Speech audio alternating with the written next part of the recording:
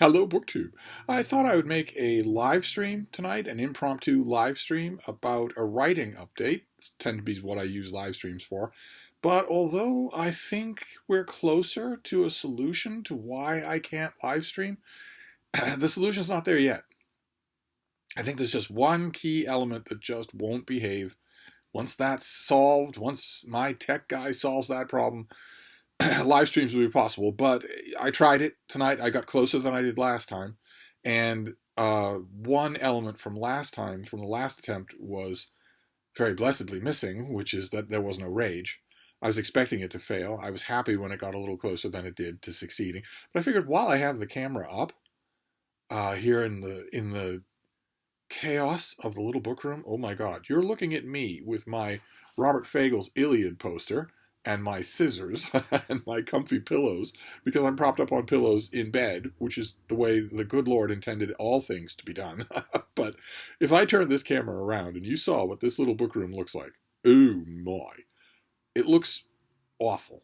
Stacks and piles and rows of books on the floor, knickknacks and teddy bears and tchotchkes of all kinds scattered to the four winds. Because I am trying to bring this room under control. It hasn't been under control in quite some time, and I am trying to do that. It's not easy. I'm fighting against a bookish instinct of my own. One little ragged bookish instinct of my own is that the little book room does not need to be under control. That it is wonderfully not in control. I always tell myself that there's a nice little element of romance involved in that, you know, the little book room can be chaotic because the rest of the place is not. But that more often than not leads to frustration. Just, I think it was a week ago, 10 days ago, something like that. I had occasion from a critical comment and also from a critical piece that I read and also a forthcoming book, I had occasion to find a little illustrated volume called Everybody's Lamb, which is, it was part of a tiny little series, a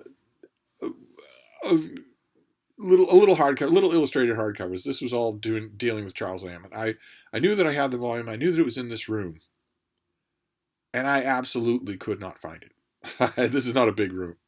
There aren't more than 1,000 books in here, and I absolutely could not. I still can't find it. I have no idea where it is. And that's pretty annoying. It's pretty annoying, and that happens a lot, more often than I like to admit. The artful chaos of this room actually thwarts me and makes me irritated. but you can't see that, fortunately. And I figured while I had the camera up and ready in this location, with as good a lighting as I'm going to get in this location, I might as well make a video. Since I can't make a live stream, I seem to be one crucial, vital element away from a live stream. It just won't go live, which is kind of an important element for a live stream. I thought since I was all set up for that, I might as well make a writing video. Since March is almost over, this is the night on the 29th. So there isn't much of March left. And March was it was a wrap-up to a writing collective project that I had in mind that I wanted to do. I still want to make something of it. An online writing community of my own. I originally envisioned my writing collective as a stopgap measure between the beginning of the new year and the first of the camps NaNoWriMo sets up. The first of which is in April. The first of which is just days away. And I set up a writing project for myself for this writing collective, The Trials of Esther, a story about a small independent U.S. book publisher, and a two-pronged plotline that engulfs them in the course of a story that is, I'd like to think, full of character and also uplifting at the end. And I reached the end. I've been writing steadily on The Trials of Esther. I only stopped while I had a house guest. Other than that, I've been writing steadily and reached what I consider to be a good conclusion to the first draft. But I did it without any updates. I did it without talking to any of the rest of you. It didn't feel like I wanted the writing collective to feel at all. And now, rather than just I don't know, wallow in that sense of defeat or come to grips with the formlessness of the whole thing. I admit the writing collective is very formless. I don't know quite what it is or what it isn't or what the rules are or anything like that, what I should do with it, maybe a Discord. Rather than deal with any of that, I think what I'm going to do for now is just table the whole idea now that Camp NaNoWriMo is here and just participate in Camp NaNoWriMo. I can still make videos about writing. I can do it in the context of that. Up until just a couple of days ago, I knew exactly what I wanted to write for Camp NaNoWriMo. Exactly. Down to the names of characters, down to personnel, down to, of course, for me, the two weird idiosyncratic writing details for me that are all important. One is a good working title. Not just, Project X or the latest book or whatever, but an actual working title. And two is the ending. I like to know the ending. I like it, especially if the ending comes to me all clean and cut and well lit. And this was almost there. It came to me almost like that. I have those two things for this project, and I was sailing. I was all ready to go for Camp NaNoWriMo until just a couple of days ago, and I thought, there are details that I'm not going into here, but my writing project for Camp NaNoWriMo was going to be adjacent to a writing project that I think is coming my way in the real world. So it won't be the fun of Camp NaNoWriMo. It won't be badges or lodges or communities of any kind. Instead, it will be actual work. For which, who knows? I mean, crazier things have happened. Maybe I'll get paid for it. But I think I know what that project is. I think it's coming. I don't think at this point, I don't think there's anyone else that the person involved knows who could actually do this work in the time that's left.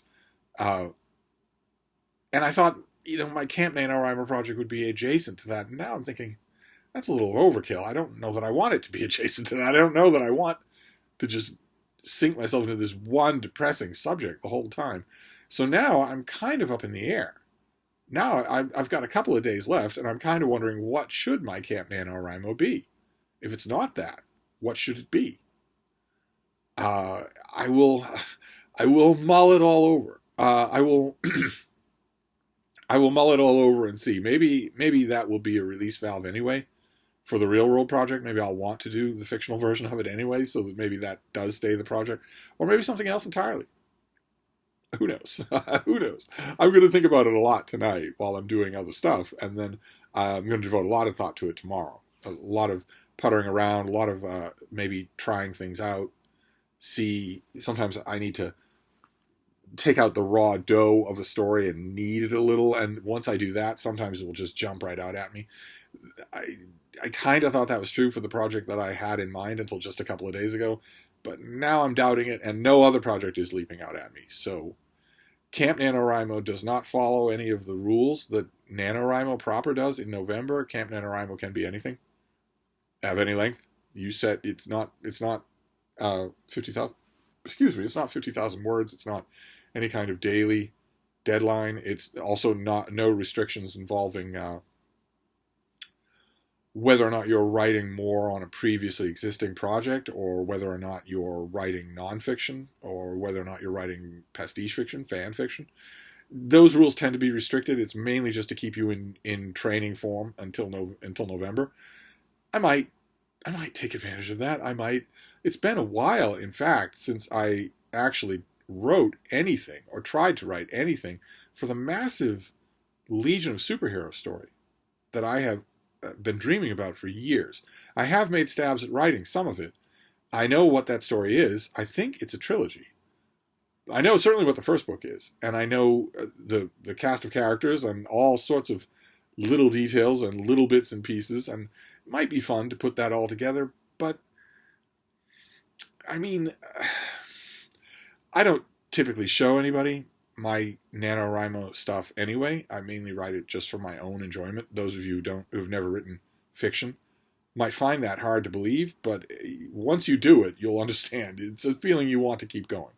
It feels great. It feels like nothing else in the world.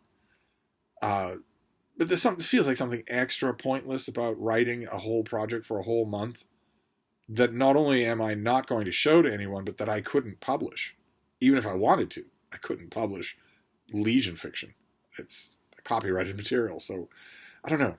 I don't know that it'll be that. It'll be something. I'm definitely going to participate in Camp NaNoWriMo, so I will have an update on that. But I wanted to make an update. This is going to be a live stream, but a dead stream is good enough. I wanted to make an update, just a quick writing update on the so far ill-fated Steve Donoghue Writing Collective. I have not given up on the idea, but I'm feeling confident in ringing down the curtain on it for right now, for the end of March. I'd love to know if any of you did any writing in February and March, especially if you did any writing with the collective in mind. I would love to hear about all that. Maybe that would encourage me. Who knows?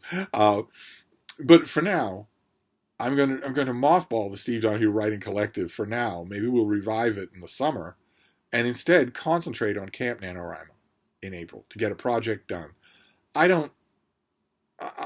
With the Camps NaNoWriMo, the two that they have, I usually just adhere to normal NaNoWriMo rules. So although there isn't any word count, I still hold to 50,000 words, and there isn't. That gives me a daily thing that I need to do. 1,700 words a day is a good thing to do for fiction. And 50,000 words gives me a spine that I can build a body on. Where if it's more amorphous than that, I don't know. I will probably stick to the normal NaNoWriMo stuff, but maybe not the normal NaNoWriMo subject matter parameters.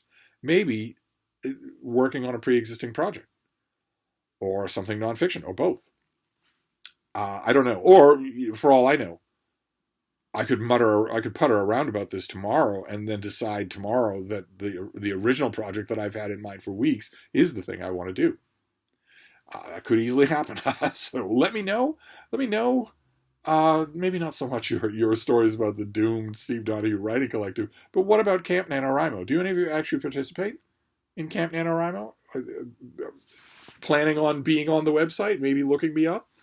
It'd be great to hear. Because I haven't given up on writing at all. I haven't been writing videos, but I haven't given up on it at all. But anyway, I'm going to wrap this up in lieu of a live stream. My tech guy will get it sorted out eventually. But anyway, I'll wrap this up for now, and I will see you soon. Thank you, BookTube.